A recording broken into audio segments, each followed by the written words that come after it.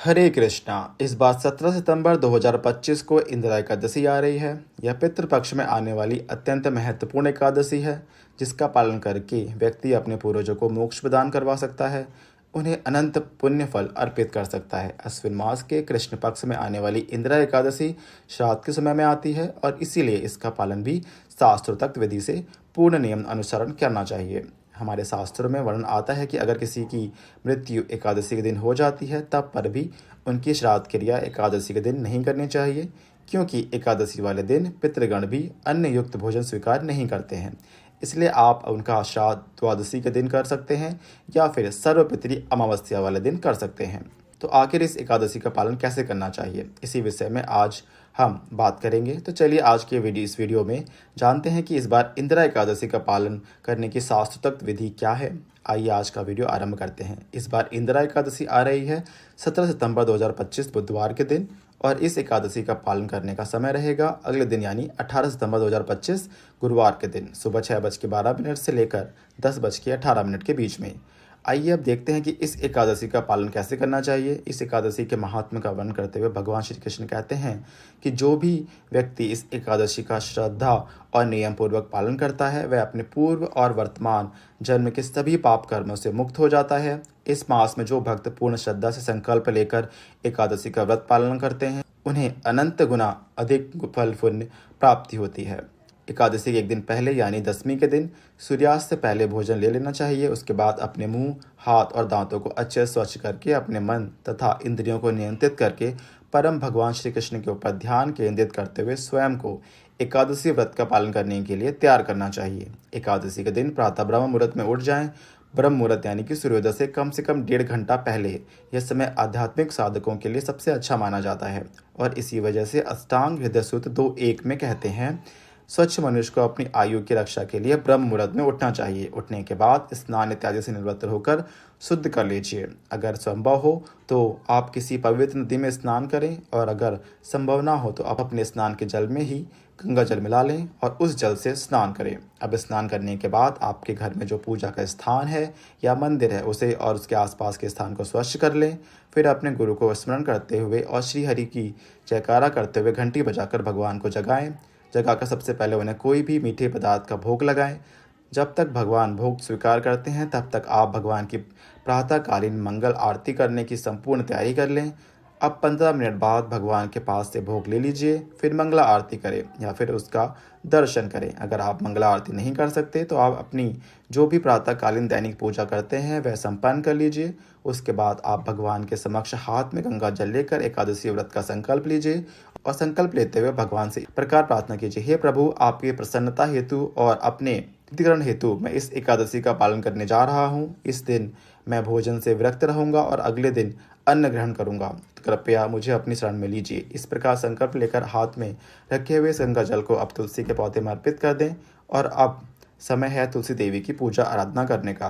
तुलसी देवी को एक मध्यम उच्च स्थान पर स्थापित करिए, उन्हें आवश्यकता अनुसार जल प्रदान करिए, उनके समक्ष घी का दीपक प्रज्वलित करिए और उनकी कम से कम 3 बार पद प्रदक्षिणा करिए। उन्हें प्रणाम करिए और इस मंत्र का उच्चारण कीजिए, वृंदाय तुलसी देवाय प्रियाय केशवाय च कृष्ण भक्ति प्रदे देवी सत्यव्रत नमो नमः।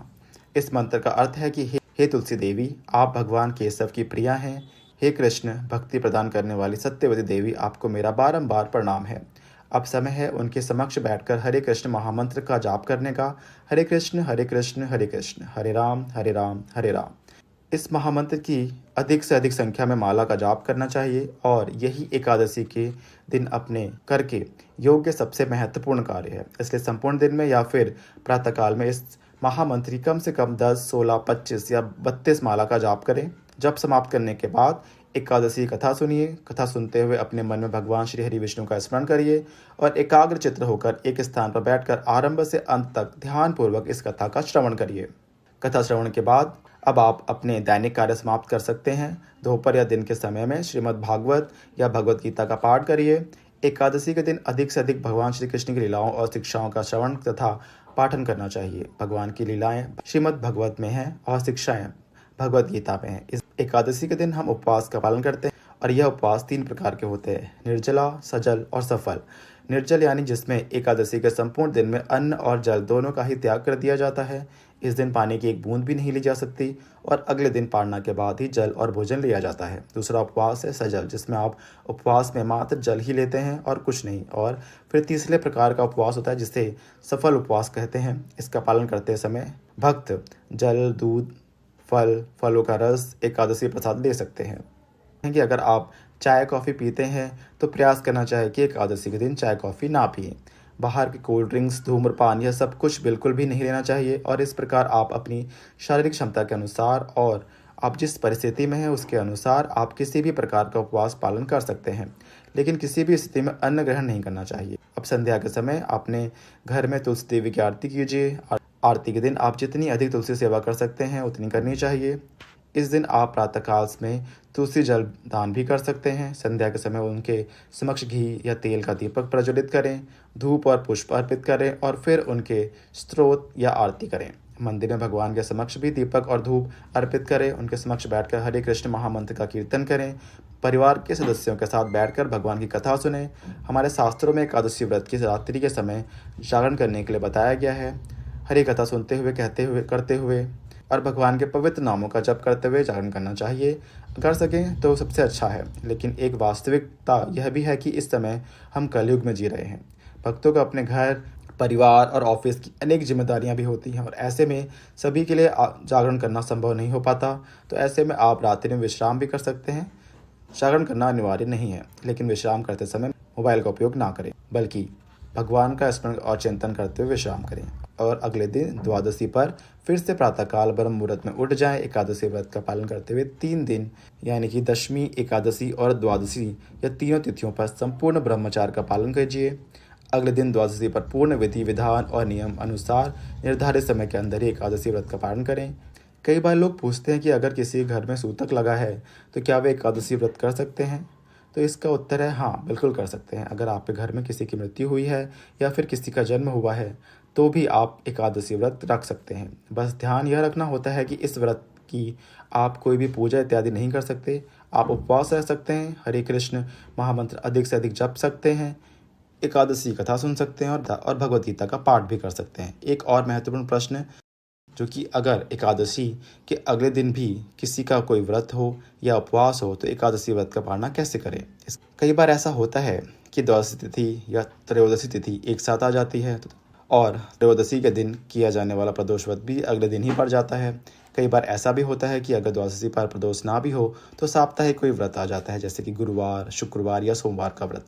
तो ऐसे में भक्तों के मन में यह दुविधा आती है कि अब एकादशी व्रत का पालना कैसे करें, क्योंकि बिना पालना करे एकादशी व्रत पूर्ण नहीं होता और अगले दिन आने वाला व्रत भी रखना जरूरी है।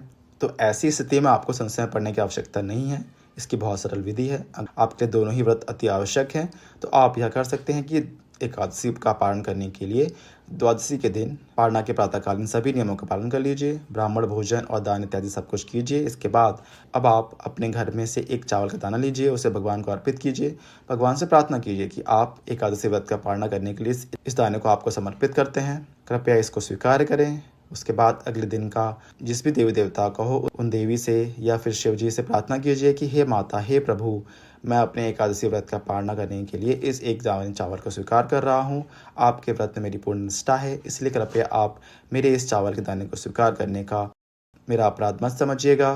मैं अब आपके इस व्रत का पूर्ण श्रद्धा और नियम पूर्वक पालन करने जा रहा हूँ।